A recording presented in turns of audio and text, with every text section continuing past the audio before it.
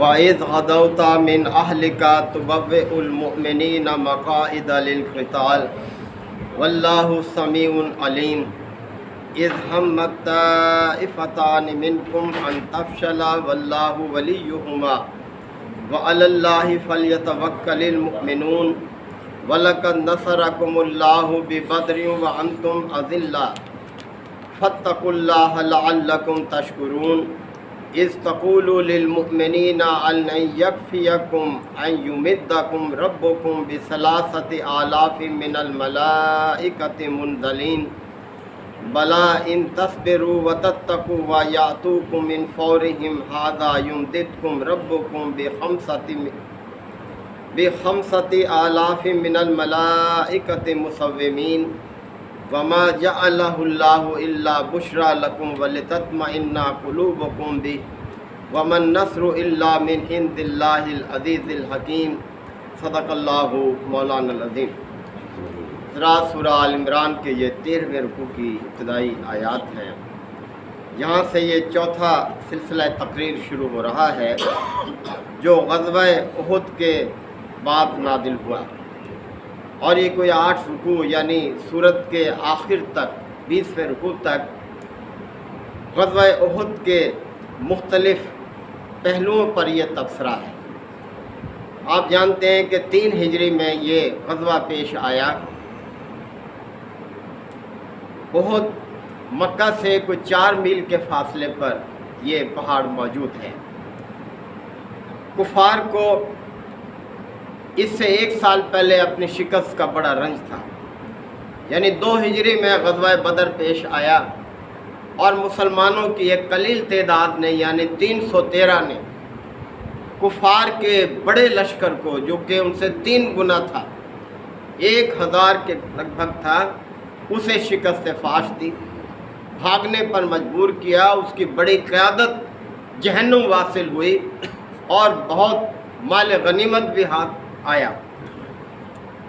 تو کفار اپنے اس شکست کا بدلہ لینے کے لیے 3000 کی تعداد میں جو تھے وہ وہاں سے آئے، 3000 کی تعداد میں، اور مسلمانوں کی تعداد کوئی 1000 کے لگ بھگ تھی۔ اور عین موقع پر جب کہ دشمن سامنے موجود تھا، عبداللہ بن ابی اپنے ساتھیوں سمیت یعنی 300 افراد کے ساتھ علیحدہ ہو گیا کہ میری بات نہیں مانی گئی۔ آپ صلی اللہ علیہ وسلم کی رائے یہ تھی کہ ہم مدینہ میں اندر رہ کر ہی اپنا دفاع کریں، جبکہ آپ کے جو ساتھی تھے انہوں نے بہت جوش اور جذبے کا مظاہرہ کیا کہ نہیں، ہم باہر نکل کر لڑیں گے۔ تو آپ صلی اللہ علیہ وسلم نے ان کی رائے کا احترام کیا، اور عبداللہ بن ابی بھی یہ چاہتا تھا کہ ہم اندر ہی رہ کر یعنی مدینہ میں رہ کر ہی اپنا دفاع کریں۔ تو وہ عین موقع پر اپنے 300 ساتھیوں کو لے کر الگ ہو گیا۔ اب مسلمانوں میں اس کا اثر ہوا کہ 700 تعداد رہ گئی، اور پھر اس موقع پر جو اضطراب پھیلا اس سے متاثر ہو کر 2 اور قبیلے بنو حارثہ اور بنو سلمہ وہ بھی واپسی پر آمادہ ہو گئے کہ ہم بھی واپس جاتے ہیں، لیکن صحابہ کے سمجھانے سے انہوں نے اپنا فیصلہ بدل لیا۔ تو بہرحال یہ ایک مشکل صورتحال تھی، اور پھر آپ صلی اللہ علیہ وسلم نے بڑی حکمت کے ساتھ اپنے فوج کو ترتیب دیا، یعنی جو 700 افراد تھے انہیں بڑی حکمت کے ساتھ ترتیب دیا، اور بڑی حکمت یہ تھی کہ آپ نے اپنی پشت پر احد پہاڑ کو رکھا کہ ہم پیچھے سے محفوظ ہو جائیں اور دشمن ہم پر پیچھے سے حملہ نہ کر سکے، اور پیچھے ایک راستہ تھا، ایک درہ تھا جہاں سے امکان تھا کہ کوئی حملہ ہو سکتا ہے۔ تو آپ نے حضرت عبداللہ بن جبیر کی قیادت میں 50 افراد کا ایک چھوٹا سا لشکر جو ہے وہ وہاں تعینات کر دیا، اور بڑی سخت تاکید کی انہیں، یہاں تک فرمایا آپ صلی اللہ علیہ وسلم نے کہ دیکھو، اگر تم یہ دیکھو کہ پرندے ہماری بوٹیاں نوچ رہے ہیں تب بھی تم اس درے کو نہ چھوڑنا، یہاں قائم رہنا۔ اور پھر جب جنگ شروع ہو گئی تو مسلمانوں نے اتنی جوان مردی کے ساتھ مقابلہ کیا دشمن کا کہ ان میں افراتفری مچ گئی اور ان کے قدم اکھڑ گئے۔ مسلمانوں نے سمجھا کہ بس اب دشمن جو ہے پسپا ہو گیا ہے اور وہ مال غنیمت کی طرف مائل ہو گئے، اور اس درے پر جو مسلمان تعینات کیے گئے تھے وہ بے صبری کا مظاہرہ کر بیٹھے۔ انہوں نے اس جگہ کو چھوڑ دیا چند ایک کے سوا۔ عبداللہ بن جبیر رضی اللہ عنہ نے بہت سمجھایا انہیں کہ ہمیں آپ صلی اللہ علیہ وسلم نے بڑی تاکید کی ہے، کچھ بھی ہو جائے ہم یہاں سے نہ جائیں۔ لیکن پچھلی آیات میں یہ بات گزر چکی کہ اگر تم صبر سے کام لوگے اور تقوی پر قائم رہو گے تو ان کی چالیں تمہارا کچھ نہیں بگاڑ سکیں گے۔ تو مسلمان بے صبری کا مظاہرہ کر بیٹھے اور آپ صلی اللہ علیہ وسلم کی اس نصیحت کو فراموش کر بیٹھے۔ تو دشمن نے پلٹ کر یعنی اس طرح سے اس درے سے حملہ کیا۔ اس وقت خالد بن ولید کفار کے لشکر میں تھے، بڑے وہ جنگجو تھے، فطرتاً جنگجو تھے۔ انہوں نے اپنے ساتھیوں کو اکٹھا کر کے اور اس درے سے مسلمانوں پر تیر برسائے اور مسلمان پسپا ہو گئے، وہ فتح شکست میں تبدیل ہو گئی۔ مسلمان بھاگ نکلے وہاں سے، کوئی مدینہ کی طرف، کوئی احد کے پہاڑ کی طرف، اور نبی کریم صلی اللہ علیہ وسلم ان کو پکارتے رہے کہ اے اللہ کے بندو میری طرف آ جاؤ، میری طرف آ جاؤ۔ اور اس دوران آپ صلی اللہ علیہ وسلم زخمی ہو گئے، آپ کے دندان مبارک شہید ہو گئے، اور یہ افواہ پھیل گئی کہ آپ صلی اللہ علیہ وسلم شہید ہو گئے ہیں۔ اس سے تو مسلمانوں کے دل اور بھی بیٹھ گئے، اور اس صورتحال میں کوئی روایت میں آتا ہے کہ 10-12 مسلمان ہی نبی کریم صلی اللہ علیہ وسلم کے ارد گرد باقی رہ گئے جو آپ کا دفاع کر رہے تھے۔ سب ادھر ادھر جو ہے وہ منتشر ہو گئے، وہ چلے گئے۔ اور پھر اللہ کا کرنا ایسا ہوا کہ کیا معجزہ ہوا کہ کفار یکا یک واپس لوٹ گئے۔ یہ اللہ کی قدرت تھی، دیکھیں کس طرح سے اللہ تعالیٰ نے اہل ایمان کی مدد کی اس موقع پر۔ تو یہ سارا تبصرہ اسی جنگ کے حوالے سے ہے، اور آئندہ کے لیے مسلمانوں کو نصیحت ہے کہ کبھی بھی مرعوب نہ ہوں، اور جو ہدایات دی جائیں ان کی پابندی کی جائے، اس سے اپنے آپ کو جو ہے پیچھے نہ ہٹایا جائے۔ اس لیے کہ جو منتظم ہوتا ہے، جو سپہ سالار ہوتا ہے، اللہ اس کو خاص فراست عطا کرتا ہے۔ اس موقع پر وہ اللہ کی فراست سے فیصلے کر کے اپنی فوج کو تعینات کرتا ہے، لہذا فوج کو اپنے سپہ سالار کی ہدایات کی پابندی کرنی چاہیے۔ اللہ کی نصرت اور مدد جو ہے پھر آتی ہے۔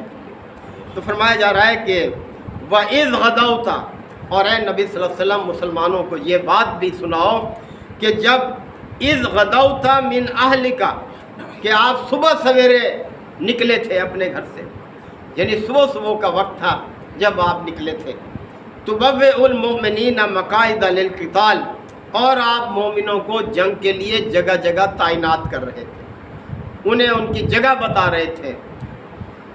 واللہ سمیع علیم، اور اللہ سب کچھ سننے والا ہے اور جانتا ہے، یعنی سب اللہ کے علم میں ہے۔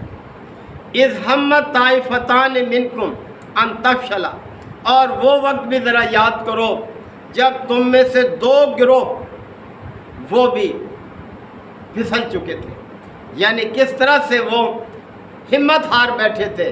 یہ 2 گروہوں سے مراد وہ بنی حارثہ اور بنو سلمہ کے 2 قبیلے جو واپسی پر وہ بھی آمادہ ہو گئے تھے۔ واللہ ولیہما، جبکہ اللہ ان کی مدد پر موجود تھا۔ کیوں نہیں اللہ پر بھروسہ کیا؟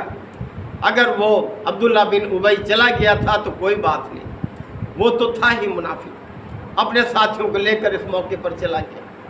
تو بہرحال باقیوں کو تو اپنی ہمت دکھانی چاہیے تھی، اللہ پر بھروسہ کرنا چاہیے تھا۔ وَعَلَى اللَّهِ فَلْيَتَوَكَّلِ الْمُؤْمِنُونَ، اور مومنوں کو تو اللہ ہی پر بھروسہ کرنا چاہیے۔ اللہ کے بھروسے پر مومن سارا کام کرتا ہے، کبھی اپنے بل بوتے پر مومن ناز نہیں کرتا، وہ ہمیشہ اللہ کی مدد پر، اللہ کی نصرت پر جو ہے وہ امید رکھتا ہے۔ اور ہم بھی جو کام کرتے ہیں دیکھیں، خواہ کتنے ہی ہمارے پاس وسائل ہوں، کتنی ہی ہم طاقت رکھتے ہوں، کتنی ہی ہمیں قدرت حاصل ہو، کوئی کام کرنے پر ہم ضرور یہ کہتے ہیں انشاءاللہ میں یہ کروں گا۔ اور یہ بات یاد رکھنی چاہیے، اس کو فراموش نہیں کرنا چاہیے، کبھی بھی اپنی طاقت پر ناز نہیں ہونا چاہیے۔ جب بھی کوئی کام کریں ہمیشہ یہ ہم اپنے اندر ارادہ رکھیں کہ انشاءاللہ میں یہ کام کروں گا۔ وَلَقَدْ نَصَرَكُمُ اللَّهُ بِبَدْرٍ، جب کہ اللہ بدر میں بھی تو تمہاری مدد کر چکا تھا، وہاں تمہارے پاس کیا تھا؟ نہ سواریاں تھی، نہ ہتھیار تھے، نہ تمہاری تعداد تھی، اور ابھی نئے نئے تم آئے تھے ہجرت کر کے۔ اللہ تعالیٰ نے کس طرح سے تمہاری مدد کی؟ کیا وہاں فرشتے نازل نہیں کیے تھے اس نے؟ وَأَنْتُمْ أَذِلَّةٌ، جب کہ تم کمزور تھے، یعنی 1 سال پہلے کی تو بات ہے کہ جب بدر میں اللہ تعالیٰ نے تمہاری مدد کی تھی۔ فَاتَّقُوا اللَّهَ، بس اللہ کا تقوی اختیار کرو۔ یہ ہے سب سے بڑا ہتھیار مومن کا، اللہ کا تقوی، یعنی اللہ کی نافرمانی سے بچنا۔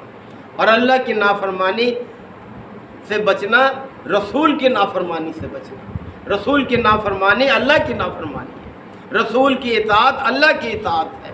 تو جب اللہ کے پیغمبر نے تمہیں تعینات کیا تھا، تمہیں ہدایت دی تھی، پابند کیا تھا، کیوں تم نے اس ہدایت کو ٹھکرا دیا؟ کیوں تم اس سے پیچھے ہٹ گئے؟ تو بہرحال خمیازہ تو بھگتنا ہی پڑتا ہے نا۔ اللہ کے رسول کی جب بھی کہیں یعنی اس کے حکم کی پاسداری نہیں ہوگی، اس کا خمیازہ تو بھگتنا پڑے گا۔ فَاتَّقُوا اللَّهَ، پس اللہ کا تقوی اختیار کرو، لَعَلَّكُمْ تَشْكُرُونَ، امید ہے کہ تم شکر گزار بنو گے، یعنی آئندہ ایسی حرکت سے اپنے آپ کو محفوظ رکھو گے۔ کسی جنگ میں بھی مسلمان جو ہیں وہ کفار سے زیادہ نہیں رہے، تعداد کے لحاظ سے، اسلحے کے لحاظ سے، یعنی ہر لحاظ سے ہمیشہ اللہ کی مدد اور اللہ کی نصرت نے مسلمانوں کو فتح دی ہے، اور آئندہ بھی ایسا ہی ہوتا رہے گا قیامت تک۔ اور اب بھی دیکھ لیں آپ، یعنی ابھی یہ چند دنوں کی تو بات ہے، کتنی بڑی طاقت پاکستان سے بڑی طاقت ہندوستان، افرادی قوت سے، رقبے کے لحاظ سے، وسائل کے لحاظ سے، اسلحے کے لحاظ سے، لیکن کیا ہوا؟ چند گھنٹے میں بے بس کر کے رکھ دیا اللہ تعالیٰ نے، چند گھنٹوں میں بے بس ہو گئے۔ ان کے ایسے جیسے ہاتھ باندھ دیے گئے ہوں، یعنی 2 اشخاص لڑ رہے ہوں، ان میں سے ایک کے ہاتھ پیچھے باندھ دیں تو دوسرا تو پھر اس کے تماچے مارے گا اس کے۔ یہ حال اللہ تعالیٰ نے کر دیا، سرخرو کیا مسلمانوں کو۔ آج ساری دنیا میں دیکھیں کس طرح سے عزت ہو رہی ہے پاکستان کی، کہ یہ واقعی ایک بڑی طاقت ہے، اور دشمن پر وہ ہیبت طاری ہو گئی جو برسوں ان کی نسلوں سے دور نہیں ہوگی۔ یعنی اب وہ ہمت نہیں کر سکتے کہ ہاتھ ڈالیں کہ اس سے بھی زیادہ خطرناک پاکستان کے پاس ہتھیار موجود ہیں جو اب استعمال ہوئے ہیں، اس سے کہیں زیادہ ہے۔ تو یہ اللہ کی مدد اور نصرت پر مسلمانوں کو بھروسہ ہونا چاہیے۔ اللہ تعالی ہم سب کو آیات کو سمجھنے کے عمل کی توفیق عطا فرمائے۔ وآخر دعوانا الحمد للہ وکفا وسلام علی عبادہ الذین اصطفی ربنا آتنا فی الدنیا حسنہ وفی الآخرۃ حسنہ وقنا عذاب النار وادخلنا الجنۃ یا عزیز یا غفار۔ ربنا تقبل منا انک انت السمیع العلیم وتب علینا انک انت التواب الرحیم۔ صلی اللہ تعالی علی خیر خلقہ محمد وآلہ وصحبہ اجمعین۔